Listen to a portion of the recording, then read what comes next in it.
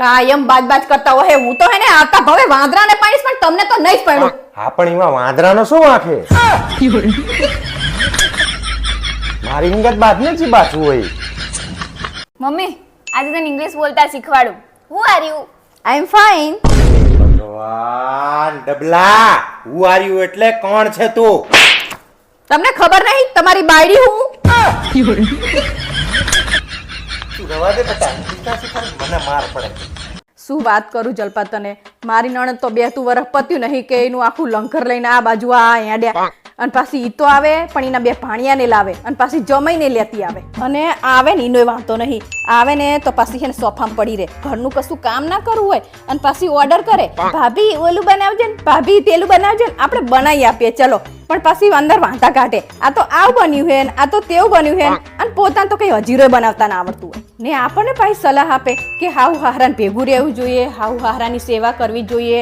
હા આપણે માનીએ હાઉ હાહરાની સેવા કરવી જોઈએ, હાઉ હાહરાને ભેગું રહેવું જોઈએ, પણ ઈ ના હાઉ હાહરા ભેગું નહીં રહેતી અને પાછી આપણને સલાહ આપે અને આપણે એને આપણી સોડીની જેમ આખો દિવસ હાથમાં રાખતા હોય પણ ઈ આપણા છોકરાને ગાંડા ગેલા ગણે અને ઈના છોકરાના આખો દિવસ વખાણ કર કરે અને આખો દિવસ ગુણગાન ગાતી હોય. અને હાચું કહું બાપા, એના ભાણિયા તો વરના વાંદરાને હારા કેવડાવે એવા હે. આપણે માંડ બધું હરખું કરીને આડા પડ્યા હોય ને ત્યાં તો બધું વેર વિખેર કરી નાખે ને એમને પાછું આપણે કઈ કહેવાય નહીં કારણ કે લાડકવાયા ભાણિયા ખરા ને ઘરના, કઈક કહીએ તો હાહુ માનું ડાચું ચડી જાય. માંડ વેકેશન પૂરું કર્યું બાપા, પણ હવે તો મેં નક્કી જ કરી લીધું હે કે ઈ આવે ને ઈ પેલા આપણે પિયર જતું જ રહેવાનું. હું શું વાત કરું જલપા તને, આ તો હું પૈણી નાઈ ને પછી તારા ભાઈને હારું થયું, બાકી તો એ રેઠિયાર કૂતરાની જેમ રખડતા હતા. શું બોલે તું? હવે તમે સાના માના બેહો ને કઈ ખબર પડે નહીં ને. એ ભલે ના માનતા પણ હું સાચું કહું, લગન પહેલા તો એમને ખાવા ખીચડીના છૂટા નતા. આ તો હે ને હું એમના ઘરમાં પગ મૂક્યો ને મેં તરત એમના બંગલા થઈ ગયા. હા એટલે અમે તો કઈ કરતા જ નહીં, ઘરે રખડી ખાઈએ. મજૂરી કરીને તારો બાપ રાતનો દાડો એક કર્યો હોય. હવે તમે સાના માના બેહો ને, નકરું બોલ કરો વચ્ચે ના પાડી નહીં તમને વચ્ચે બોલવાની. કોક વાત કરતું ત્યાં વચ્ચે નહીં બોલવાનું કીધું હે તો વચ્ચે આ ડબકા મૂક્યા. આલી બૂન ભલે નહીં તો બડબડ કરતા હોય, લગન પહેલા તે એમને જોયા નહીં હોય, હા હુક લકડી જેવા હતા અને સવી કમરના હતા, ક્યારે પેન્ટે નતું રહેતું અને આ હું આયા પછી જો હાથીના બદનિયા જેવા થયા હે. આવું બધું ના કહેવાય ને.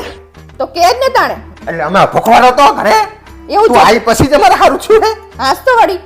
અને લુકડા તો હે ને ઈરિયા લારીમાંથી લાઈ પહેરતા હતા. આ તો હું આઈને પછી ને ફેશનની ખબર પડી અને પછી હારા કપડા લાવવા માંડ્યા. એ મારા બાપ હે ને તું આબરૂના ખજાના કરે, ફટાકડા ઉડાડે, ફટાકડા મારતા લાવતા હોય એવું જ કેમ તાણે લારીના કપડા લાઈ પહેરતા હતા. અને હા જો તને બીજી એક વાત કહું, લગન પહેલા તો હારા ખાહડા પહેરવા નતા અને હવે તો પૂમા ને નાઈટ સિવાય તો હેરતા નહીં. એટલે તારું કેવું એવું છે કે અમે પેલા ઉઘાડા પગે આખા ગામમાં ફરતા હતા? આ તો ખાહડા ના ઠેકાણા નતા. એ ભગવાન તું સેવ છું બધાને કહે.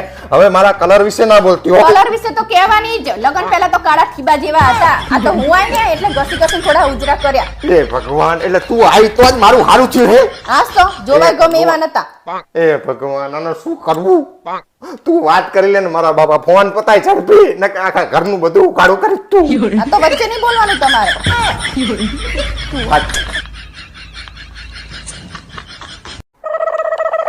મમ્મી એટલે ટેન્શનમાં ચમ હે?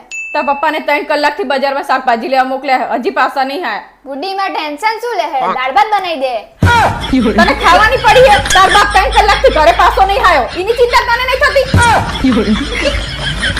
હાબરો ને લા. હા બોલ. આ વખતે હું દિવાળી વેકેશનમાં જઈને તો મારી મમ્મી ધામણામ ગાય આપવાનું કહેતા હતા. હે ભગવાન, તાર મમ્મીને કહી દેજે કે આ પહેલા જે ભેંસ આપી છે ને ઈ જ નહીં હચવાતી, હવે ગાય છે હાચું. તમને ભેંસ જેવી લાગુ? તે એમાંય કમે નહીં ગઈ તું. પૂરી 30 મિનિટ લાગે આ ધાબળાને ગરમ કરતા અને માંડ ધાબળો ગરમ થાય ને ત્યાં ધણીનો અવાજ આવે. પારુલ એક ગ્લાસ પાણી લીધી એમ કેમ આવું ડાચું કરે? હાવરો નલા. હા બોલ. આજ તમે હવારમાં પાણીનું ઉલ્લુ બનાવ્યું. કેવી રીતે? પેલા તમે એને ગરમ કર્યું અને પછી હું નાઈ જ નહીં. બોલો. હારી ગોબરી. હાય હાય, ઘરે કોઈ મહેમાન આવ્યા હતા શું? હા, મારી નાની બેન જલપાની સગાઈ નક્કી કરીને તો મારા મમ્મી પપ્પાની આમંત્રણ આપવા આવ્યા હતા. એટલે નક્કી કરી નાખ્યું એમ ને? મને પૂછ્યું નહીં. એવું કઈ ના હોય, હવે જલપાને જ્યાં ગમ્યું ને કર્યું. હા ભાઈ હા, હવે તો તમે બધા બાના જ કાઢવાના ને છોકરીના નામના. અને તમને કહું જમાઈનો સ્વભાવ એ બહુ મસ્ત છે અને એના મા બાપની ગામમાં ઇજ્જતે બહુ છે. એટલે તારું કહેવાનું શું છે કે મારા કાકાનો સ્વભાવ સારો નહીં કે એના છોકરાનો સ્વભાવ સારો નહીં અને મારા ખાનદાન તો જાણે ગામમાં ઇજ્જત જ નહીં. જલપાને તો આ ઘરમાં આવું જ તું, પણ મને પહેલેથી ખબર હતી કે તારી માના જ પગ વાંકા હે. આવું શું કામ બોલો? મારી મમ્મીને એમાં શું વાંક બચારીનો? હવે તારી માં બચારી નહીં, મારા મોઢે તું બોલાવરાઈશ નહીં, ને તો હું ચોપડો ખોલીશ ને તો તું સાંભળી નહીં કે મારા કાકાનો છોકરો દેખાવડો નતો, ભણેલો ગણેલો નતો, અમારી જોડે સારી સંપત્તિ નહીં, પણ તારી માના જ પગ પહેલેથી વાંકા હતા. છોકરીને તો મારો ભાઈ ગમતો જ તો પહેલેથી, પણ મને ખબર જ હતી કે તારી ડોસી રહી ને એ સંબંધ નહીં જ થવા દે. અરે એવું કઈ નહીં યાર. જો મારી મમ્મીને એવું કઈ હોય કે છોકરો ભણેલો ગણેલો ઓછો હે, દેખાવડો ઓછો હે, તો મને આ ઘરમાં શું કામ આપે? એટલે તારું કહેવાનું એમ છે કે હું અપણના કાર્ય હું એમ? એ ભગવાન, હું તમને એવું કહેતી નહીં, હું તમને ઉદાહરણ આપું છું કે જો એવું હોત ને તો મને શું કામ આપત આ ઘરમાં? હશે હવે યાર, જવા દો ને બધું. હવે જવા જ દેવાનું હું બધું. તો હું બેગ તૈયાર કરું ને. તારે જવું હોય તો જજે, હું તને કહી દઉં છું. હું ક્યાંય આવવાનો નહીં, કારણ કે મને કઈ પૂછ્યું નહીં, અને તને ચોખ્ખી વાત કહી દઉં છું કે કવરની અંદર 100 રૂપિયા પૂરીને જ આપજે. આપણે કઈ હરક પદુડા થઈને વેટા બેટા આપવાના થતા નહીં. એનો મોટો જમે હું એકવાર તો પૂછવાની ફરજ બનતી હતી કે નહીં એમની, અને મને પૂછ્યો હોત ને તો એમને બીક હતી કે મને તો ખબર પડી જાય આપણે ચાઈ હવે આ સગાઈ તો ઠીક છે, એના લગ્નમાં આવવાનું થતું નહીં, હું તો રીહેને જ રહેવાનો. હવે આમ જો તો ખરા કેટલું પેટ વધ્યું હે. હવારમાં સાયકલ ચલાવવા જતા હોય તો હું ચાઈ સાયકલ બાયકલ ચલાવવા જવાનો નહીં. ચમ નહીં જવાના? અરે હું એક વખત સાયકલ ચલાવવા ગયો ને એમાં તો આખું ગામ પૂછવા માંડ્યું કે છાપા નાખવાનું ચાલુ કર્યું શું? પેટ વધે ચાલશે, આવું ના કેવું જો કોઈ. આ શું કરે તું? રાત સાફ કરું પણ ઘડીએ વળીએ પણ એમાં મારું મોઢું નહીં સારું દેખાતું. હે ભગવાન, કાચ તો સાફ જ છે, તારા ડાચામાં પ્રોબ્લેમ છે. મૂકી દે. તારો એક સવાલ પૂછું? હા પૂછો. તારા માટે તારી બેન શું છે? અરે મારા માટે મારી બેન મારો જીવ હે. અને હું? અરે તમે તો મારા પતિદેવ હો. અને તું મારા માટે શું કરી શકે? અરે ગાડા, તમારા માટે તો હું મારો બોલને થોડા કોલા રહી ગયું છે. આ મૂઠો નલા ચાના પડ્યા રહો. રજા દિવસ હોય એટલે મોડા સુધી પડ્યું રહેવાનું હોય. અલ્યા મારા બાપ આજ રજા હે, શાંતિ હુવા તો દે. પણ મારે કઈ કામ ના હોય. અલ્યા મારા બાપ જવાનું હોય કે નહીં? વળી આજ તો આની પતક ઠોકી નાખું જો તું. આમ જો પારુલ, એક પત્નીએ રજાના દિવસે પતિને વહેલો ઉઠાડતા પતિએ બાજુમાં પડેલો પાણીનો બાટલો છૂટો મારતા પત્નીના માથામાં આવ્યા 2 ટાંકા. આ લે આ સમાચાર પણ સાંભળવા જેવા હે. રજાના દિવસે પતિ સમયસર ના ઉઠતા પત્નીએ પોતાના પતિને 4 દિવસ સુધી રૂમમાં પૂરી દીધો. સમજો પારુલ, આ ન્યૂઝ જોતો. રજાના દિવસે વહેલા જાગેલા પતિને પત્નીએ સરસ મજાની આદુ મસાલા વાળી ચા ના પીવડાવતા પતિએ પત્નીના મોઢા પર એ જ ગરમ ચા રેડી.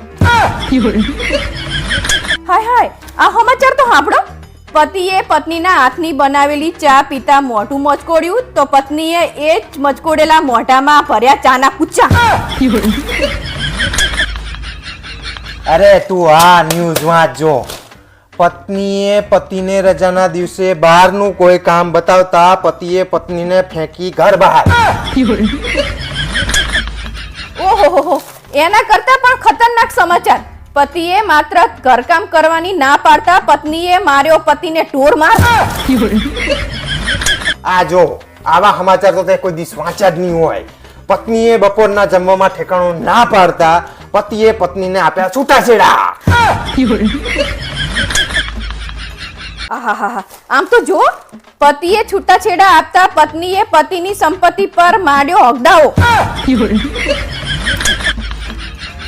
અરે મારી વાલી, તું તો સિરિયસ થઈ જઈ. હું તો તારી હંગાત મજાક કરતો હતો. હાઈ, જો જરા કપાસા થયા ને તો આ બધું તમારી હંગાતે થશે. ધ્યાન રાખજો. એટલે સાનામાના બેહી રહેજો.